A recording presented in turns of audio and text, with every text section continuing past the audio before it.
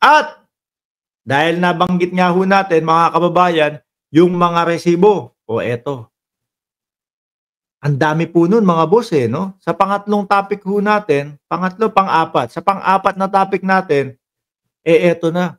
Madami pa daw ho na Mary Grace Piatos. Oh. Ano ibig sabihin madami pa ang Mary Grace Piatos? Nandiyan daw po si Mr. Chips. Nandiyan daw po si ano pa ba yung mga si Piatos, Mr. Chips, o Dorito. Isama mo na si Dorito, si Mr. Doritos. Isama mo na si Mrs. Lace. O, madami pa daw kung ganyan, mga kababayan. Ano ibig nilang sabihin dyan? Kasi nga po, di ba, napakarami ng resibo na hinihinala o sinasabi nila, mukhang dinoktor ito Mukhang hindi katotohanan ito Dahil nakita nila doon sa mga resibo, mga bossing, iisa yung penmanship, iisa yung sulat. Pagkatapos mga kababayan, iba-iba lang yung pangalan. Pakinggan po natin itong balita na ito tungkol dyan. At iba pang ugnayan na rin ang House Committee on Good Government and Public Accountability sa Philippine Statistics Authority o PSA at iba pang eksperto para mahanap si Mary Grace Piatos. Yan, naalala nyo mga kababayan? Noong panahon na si Alice Guo iniimbestigahan, pasok din dyan yung PSA, hinanap din po nila mga kababayan. Meron ba talagang Alice Guo? Doon nga po nakita mga kababayan na merong mga doble-doble mga pangalan, merong talagang parang late register yung si Alice Guo. Eto, ewan natin. Wala kasi ho talagang mapaniwala no? Na merong Mary Grace Piatos Ewan natin kung ano ba sasabihin dito, late register ba o talagang wala, mga bossing. Talagang seryoso po mga kababayan ang Kongreso o ang Quadcom na ipahanap po si Mary Grace Piatos. Bakit to? Isa siya doon sa signatory na napakalaki nung perang natanggap, mga bossing, o napakalaki nung perang na-involved, no? Etong Mary Grace Piatos na to, ipaliwanag, paharapin. Ngayon po, dahil walang humaharap at pati po ang Vice Presidente kasama nung mga dapat po uma-attend diyan sa hearing ng Quadcom.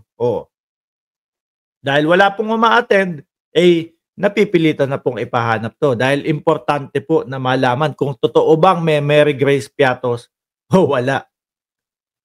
Grabe. Paano kaya na-imbento nila yung pangalang Mary Grace Piatos? Isa lang po yun sa resibo, mga boss Isa lang po. Ilan yung resibo? Parang 150 plus ako.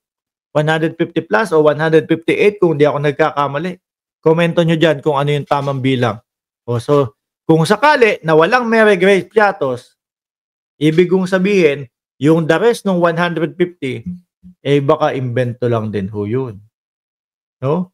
Para ma-justify nila yung hinahanap sa kanilang pera. Kaya ang ginawa, sige, naku, magmadali tayo, kailangan matapos. Eto po yung mga resibo.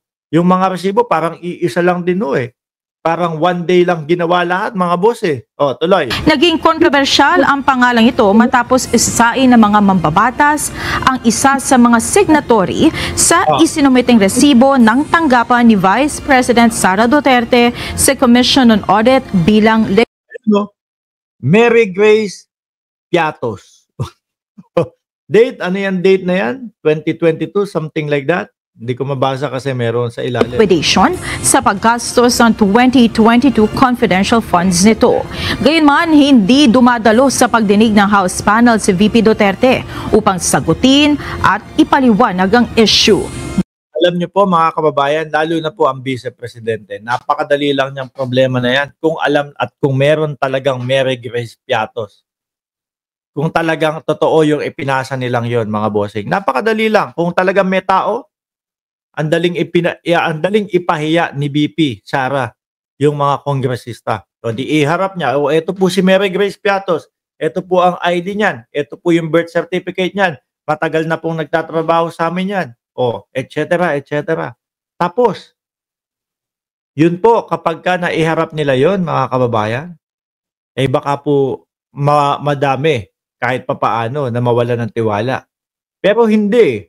no? Ang ipinapakita ho nila sa atin, mga bossing, ito, yung mga hindi pag-attend, tapos sakto yung mga kasamahan niya, mga biglang nagkaroon ng mga kanya-kanyang lakad, biglang nagkaroon ng mga anibersaryo ng OBP.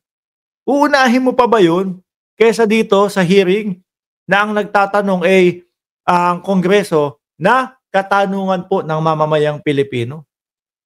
'Di ba ako mas uunahin ko yung umattend ako. Kung ako ang vice presidente mas uunahin ko yung umattend ako sa mga hearing para ipaliwanag ko lahat, para tapos na, no? Siyempre ipinagkaloob sa akin ng sambayan ng Pilipino yung posisyon bilang vice presidente. Dapat wala silang agam-agam o wala silang iniisip, no? Na etong si Mark Ramos bilang vice presidente, nangungurakot to. Etong si Mark Ramos ninanakaw yung pera ng bayan. Kaya ayan, ayaw pumunta, ayaw ipaliwanag sa hearing.